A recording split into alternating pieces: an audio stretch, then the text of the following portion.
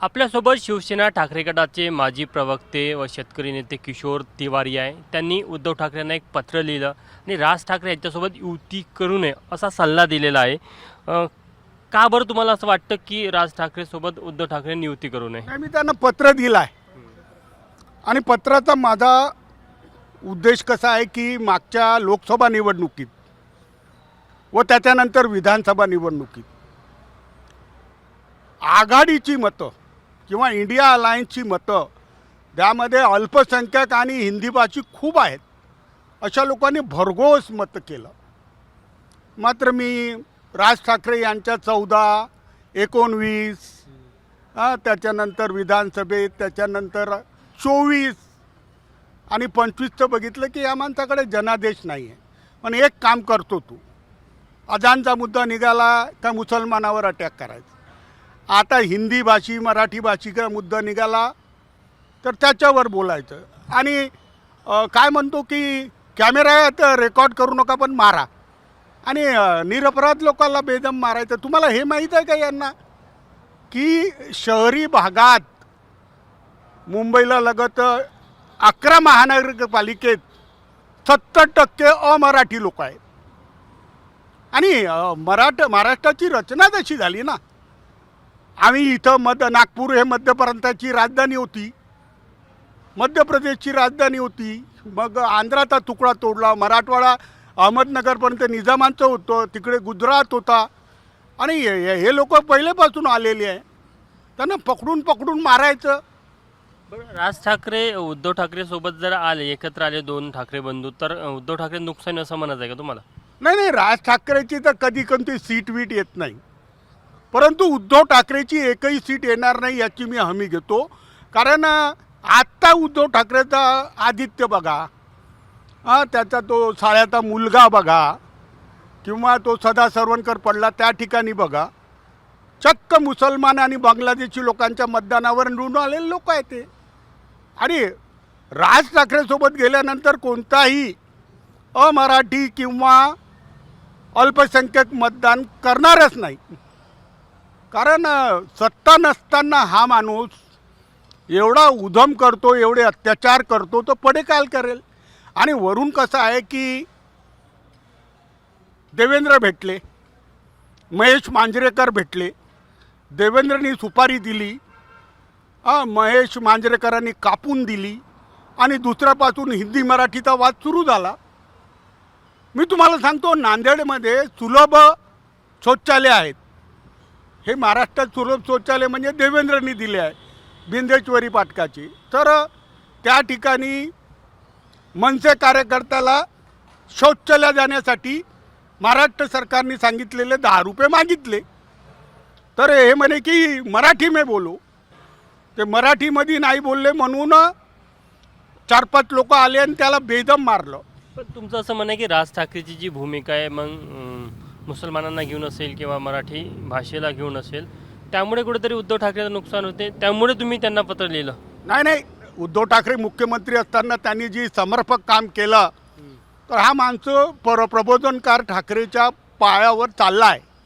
आणि प्रबोधन ठाकरेचा सामाजिक न्याय आणि वंचितांना न्याय आणि हे धोतांड आणि दंभ यांच्या विरुद्ध जे रणशिंग पुरलं होतं त्याला उद्धव ठाकरे पुढे नेत आहे हे मला कळल्यानंतर मी मोठ्या मुश्किलीने काँग्रेस वगैरे यांच्या जवळ आले आणि त्यांनी कामही केलं. परंतु आता हा जो आहे राज ठाकरे, हा एक दांभिक माणूस आहे, हा धर्मविरोधी, हा भाषाविरोधी आणि भाजपचा पोचलेला माणूस असल्यामुळे खूप त्रासदायक आहे.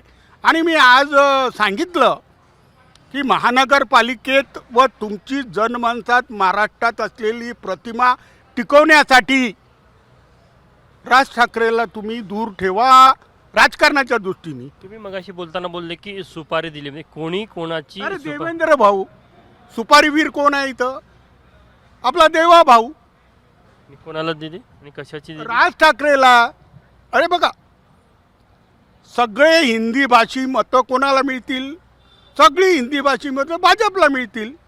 काँग्रेसलाही अल्पसंख्याक मतदान करतील असं परिस्थिती येऊन जाईल. आणि हे दोन भाऊ म्हणजे काय, यांच्याकडे संघटन नाही, काही नाही. एकनाथ शिंदेसोबत तर 90% लोक चालले गेले.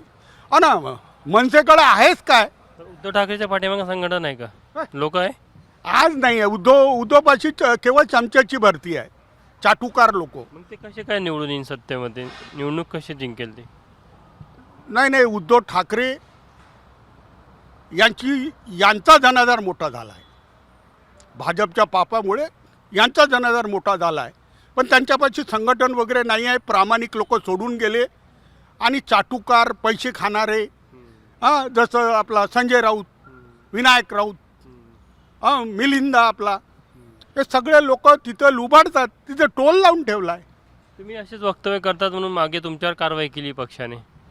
नाही, मला पदमुक्त केलं होतं, तरी मला सगळ्याच वाहिन्या बोलवतात. तुम्ही स्वतःला अजूनही शिवसैनिक आणि शिवसेनेचे शिवसैनिकच राहील ना. आता काही नाराज झाले साहेब तर हकालपट्टी केलेले पूर्व प्रवक्ते असं लिहितील. मी कशाला शिवसेना सोडू या चोरांच्या पायी? म्हणजे उद्धव ठाकरे नाराजी नाही, त्यांच्या अवतीभोवती आता लोक. उद्धव ठाकरे चांगला माणूस आहे, पण चोरांच्या गर्दीत आला आहे असं लोक बोलतात. आता तुम्ही त्यांना ते पत्र लिहिलं, जो सल्ला दिला, ऐकेल असं वाटतं का तुम्हाला? ऐकावा. नाही, काँग्रेसने हात काढले आणि ते राहुल गांधीजवळ जे काही बोलले असतील की तुम्ही डुप्लिकेट उमेदवार वगैरे द्या, तर असं राजकारणात होत नाही. लोक फार हुशार आहे, लोक फार हुशार आहे. लोक फार हुशार आहे, लोकांना कळते. डुप्लिकेट उमेदवार म्हणजे मला कळलं नाही. डमी उमेदवार द्या, आम्ही भाऊ लढतो.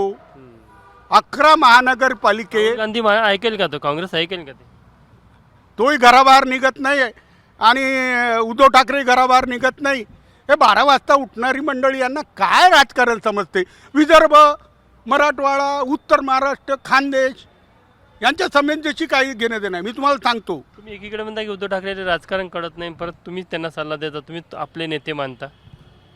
नाही, या घाणीमध्ये चांगला माणूस.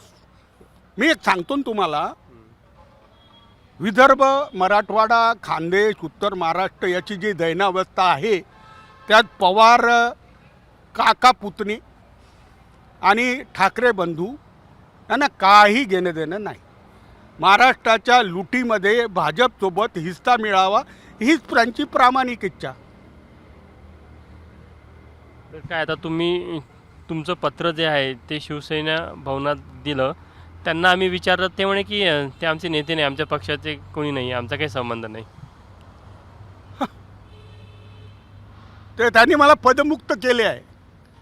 पण जसं संजय राऊत सकाळी उठल्या सल्ले देतात, तर त्यांचाच सल्ले देण्याचा अधिकार अबाधित आहे, तर माझा सल्ले देण्याचा अधिकार अबाधित आहे. मी मोहन भागवतांना देतो, मी सर्वांना सल्ले देतो, कारण सल्ल्यासोबत मला सत्य मांडता येते ना. हे भामट्या लोकांना यांच्या दांभिक कृत्याची जाणीव या समाजाला करून मशाली पेटवण्यासाठी तर देवाने मला धाडला आहे. तर आपण बघू शकतो की शेतकरी नेते विदर्भामध्ये जेव्हा शेतकरी आत्महत्या सत्र सुरू होतं, तेव्हा चळवळीमध्ये जाऊन लोकांमध्ये जाऊन त्यांनी काम केलं आणि नंतर मग ते पुढील काळामध्ये शिवसेनेचे प्रवक्ते झाले. मधल्या काळात पक्षाने त्यांच्यावर कारवाई केली, मात्र ते अजूनही स्वतःला उद्धव ठाकरे हे आपले नेते असं मानतात आणि त्याच नेतृत्वाच्या प्रेमापोटी त्यांनी उद्धव ठाकरे यांना एक सल्ला दिला की त्यांनी राज ठाकरेसोबत युती करू नये, नाहीतर यामध्ये उद्धव ठाकरेचं मोठं नुकसान होईल. आता उद्धव ठाकरे यांचा सल्ला किती ऐकतात हे बघणं महत्त्वाचं राहणार आहे. कॅमेरामॅन अतुल हेडेसह तुषार कोहळे, ABP माझा, नागपूर. ABP माझा, उघडा डोळे बघा नीट.